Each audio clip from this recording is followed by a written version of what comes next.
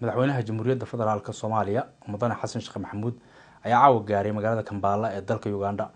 waxaana maalinimada berrita uu ka qayb galaya madaxweynaha Jamhuuriyadda munaasabad ay ku qalin jabinayaan cutubyo ka tirsan ciidamada xoogga dalka Soomaaliyeed oo tababaro ku qaadanayay dalka Uganda bilihii la soo dhaafay. madaxweynaha Jamhuuriyadda Federaalka Soomaaliya Mudane Xasan Sheekh Maxamuud ayaa inta badan safaradiisa waxay ku saleysan yihiin taageero u helidda dagaalka ka dhanka ah khawaarijta al-shabaab ee dalka Soomaaliya. dowladda Soomaaliyeed ay doonayso inay ka cirib tirto